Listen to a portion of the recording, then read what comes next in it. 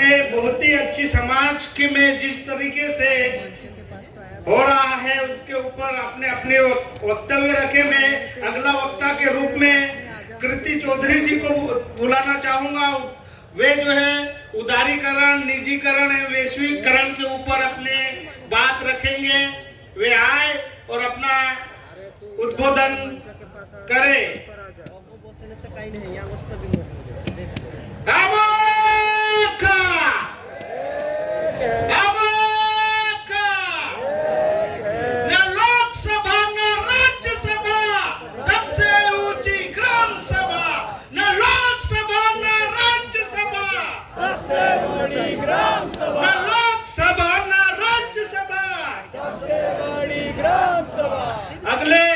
इनके बाद में अगले वक्ता के रूप में शंकर भाई तड़ौला जी तैयार रहे। वे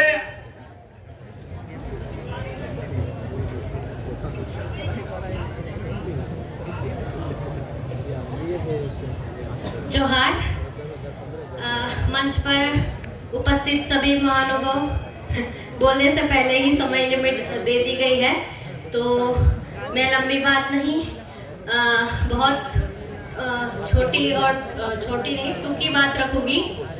मेरा विषय है उदारीकरण, वैश्वीकरण और निजीकरण के मामले में। तो यहाँ हमारे समाज में ज़्यादातर लोग खेती बाड़ी से जुड़े हैं, किसानी कर रहे हैं, मजदूरी कर रहे हैं। बहुत कम ऐसे लोग हैं जो अभ्यास में ज़्यादा पढ़े लिखे हैं। तो बोलना चाहूँगी कि उदारीकरण और ये एलपीजी मॉडल बोलते हैं, लिबरलाइजेशन, प्राइवेटाइजेशन एंड ग्लोबलाइजेशन, जो भारत की अर्थव्यवस्था को सुधारने के लिए सन 1991 में भारत सरकार ने ये नीति लाई थी हमारे देश में कि अगर देश की अर्थव्यवस्था सुधारनी है तो उस समय की तत्काल सरकार को ये सही आइडिया लगा तो उन्होंने इम्प्लीमेंट किया।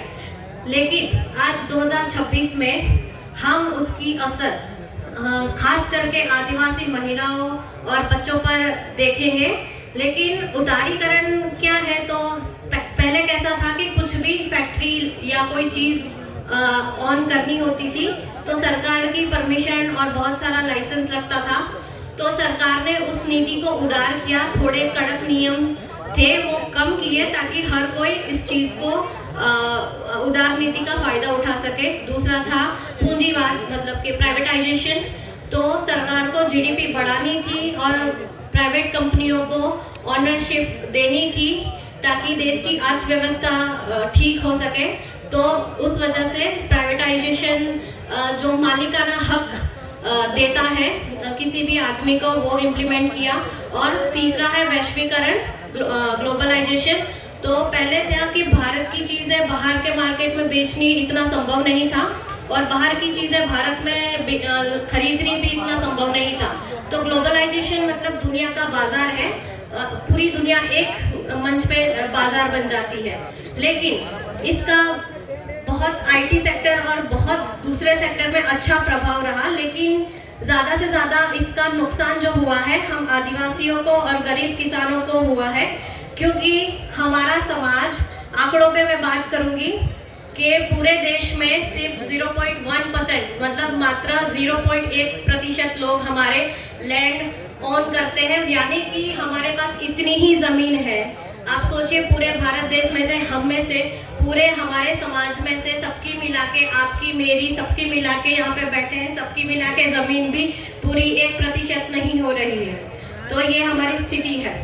दूसरा, हमारे समाज में 40 से 45% लोग आज भी डिस्प्लेस्ड है, यानी कि जमीन से निकाल दिए गए हैं। ऐसी परिस्थितियों में सिर्फ मजदूरी ही अवकाश बन जाती है रोजी रोटी का। लेकिन जब वो मजदूरी करने के लिए वो जो मजदूर लोग जाते हैं तो उन्हें वहाँ पे बहुत सारी तकलीफें होती हैं और उन तकलीफों को मैं थोड़ा डिटेल में यहाँ पे बात करूँगी। तो महिलाओं की संख्या असंगठित क्षेत्र यानी इनफॉर्मल सेक्टर है, उसमें 2026 में बढ़कर 42% हो चुकी है। यानी कि हमारी आदिवासी महिलाएं 42% महिलाएं हमारे समाज की मजदूरी कर रही है और ज़्यादा से ज़्यादा ये मजदूरी खेती में है और निर्माण क्षेत्र में है। और इस इतनी बड़ी पैमाने पर हमारी महिलाओं को ऐसे क्षेत्रों में काम करना ये बहुत गंभीर विषय है। दूसरा है अनौपचारिक रोजगार, जो पूंजीवाद और उदारीकरण नीति की वजह से हमारे समाज में, मतलब कि हमारे देश में लगभग 94 to 95, मतलब कि पूरे 100% में सिर्फ 5% कम रहे हैं। इतनी सारी सिर्फ महिलाएं ही मजदूर है। तो हमारे देश की महिलाओं या आदिवासी महिलाओं की स्थिति बहुत ही गंभीर है और वो सारी असंगठित क्षेत्र में काम कर रही है। असंगठित क्षेत्र में महिलाओं का प्रतिनिधित्व 95% तक का पहुंच गया है और उसमें अस्थायी काम की वजह से उनको पूरी ठीक से काम नहीं मिलता।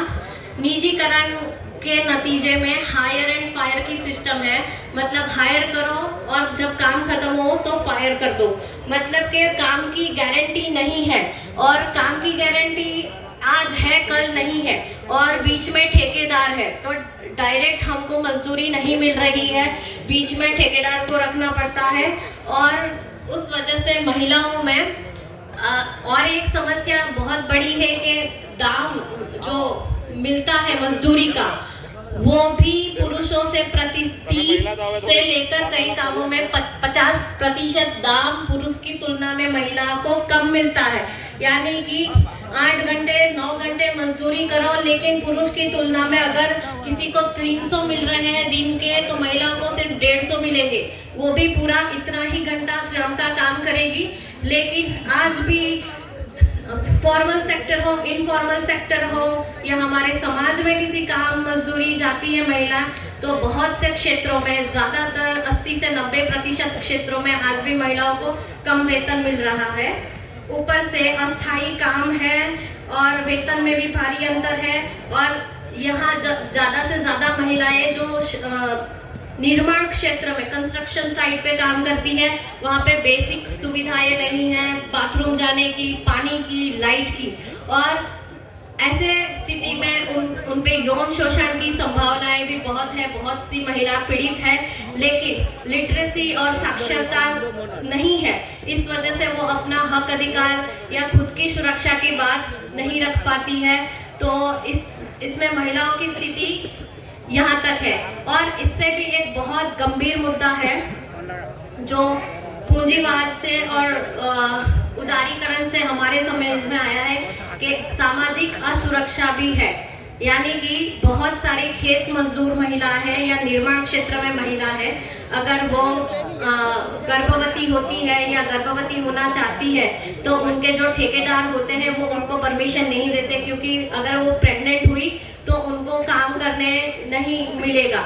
तो अपना परिवार पालने और पोसने के लिए वो अपनी प्रेगनेंसी भी डिले कर रही है। आज हमारे समाज की हालत इतनी गंभीर हो चुकी है, आप चाहे यहाँ पे बैठ के जितना भी जय आदिवासी आदिवासी एक को लगा लें, लेकिन अगर आप आंकड़ों पे ध्यान नहीं दे रहे हैं, यानी कि आप नीति बदल रही है, नीतियों में नियम बदल रहे हैं, कहाँ हमारे लिए सबसे बड़ा नुकसान वाला नियम है, हम में से आप कोई भी स्टडी नहीं कर रहे हैं। यहाँ पे मंच में हम आज समाज की तौर पर इकट्ठा हुए हैं और हम आशा से आए हैं, लेकिन हमें ये बहुत सोचना है कि अपनी महिलाओं को पढ़ाएं, खुद भी पढ़े, और ज़्यादा से ज़्यादा, जैसे अशोक जी ने कहा कि पढ़ना पड़ेगा और नीति नियम जानने पड़ेंगे, क्योंकि हम हैं और हमारा जो सिस्टम हम चलाते हैं, हम खुद को चलाते हैं, लेकिन जो हमारे पे व्यवस्था है उनका सिस्टम अलग है, उनके नीति नियम और वो कैसे चलती है, और उनको उनकी व्यवस्था चलाने के लिए क्या क्या चीज़ों की ज़रूरत है जो सारी हमारे पास है। तो हमको उतना काबिल होना पड़ेगा कि उनके बीच में बैठ के हम अपना पॉलिसी खुद बनाए। इतना काबिल हमें अपने आप को बनाना पड़ेगा कि अगर वो कोई पॉलिसी बना रहे हैं, कोई भी प्रोजेक्ट को लेकर आपको डिस्प्लेस कर रहे हैं या आपके पास पहले आए, आप उस पॉलिसी टेबल पर बैठे होने चाहिए कि हाँ, मैं मेरे समाज का रिप्रेजेंटेशन कर रहा हूँ और मुझे ये चीज़ें नहीं चाहिए। इतना अपने आप को काबिल बनाना पड़ेगा, क्योंकि ये दो तरफी कम्युनिकेशन है। क्योंकि एक तरफा नारा लगाकर, एक तरफा चिल्लाकर नहीं होने वाला है काम। हमको व्यवस्था के साथ बैठ के अपना कद उतना ऊंचा करना पड़ेगा कि वो हमें इतना हल्के में ना ले और हमको सुने। और बहुत सारी बातें हैं, समय बहुत कम है, ज्यादा बातें नहीं करूंगी। पर जैसे कि सब बोलते हैं कि जो सबसे ज्यादा ऐसा बोलते हैं बड़ी मछली छोटी मछली को खाती है, बात सही है। लेकिन जैसे बोला मेरे से पहले लोगों ने कि शेर हर किसी को काटता नहीं फैलता, वैसे भी मछली भी भूख लगती है उतने ही छोटी मछली खाती है, बाकियों को छोड़ देती है। तो डार्विन ने उत्क्रांतिवाद दिया था, सर्वाइवल ऑफ द फिटेस्ट। लेकिन लोगों ने ये मतलब निकाला है कि जो सबसे ज्यादा ताकतवर होगा वही जिएगा और वही जीतेगा। लेकिन ये बहुत बड़ा मिथ है कि डार्विन ने कभी नहीं कहा था कि जो सबसे बड़ा ताकतवर होगा वही जीतेगा। डार्विन ने ये कहा था कि जो जीव अपनी परिस्थिति के, तत्काल परिस्थिति के अनुसार अपने आप को ढालेगा, बचेगा, जिंदा रहना किसी भी बुरी परिस्थिति में सीखेगा, वही जिंदा रहेगा। तो हम भी यही कर रहे हैं। कैसी भी परिस्थिति में हमें अपने आप को सरवाइव करना है। और अपनी महिलाओं, हाँ, मुझे ये बोलना है कि हम सारे ज़्यादा से ज़्यादा श्रमिक हैं, खेती से जुड़े हैं। तो हम अपनी महिलाओं की सुरक्षा और उनकी तनख्वाह और उनके स्वास्थ्य के बारे में थोड़ा गंभीरता से सोचेंगे। कितना भी यहाँ से चिल्ला ले, महिला पुरुष एक समान है, लेकिन हम धरातल पे देखते हैं नहीं है एक समान। और ये अब सच में मिटाने की जरूरत है। लेकिन अब मुझे आशा की किरण दिख रही है। यहाँ हम नक्टाराम जी और बहुत राजस्थान के लोग बैठे हैं। मैं हर सम्मेलन में उनको बोलती थी, अकेले आए हो, भाभी जी को नहीं लाए हो, ऐसे नहीं चलेगा।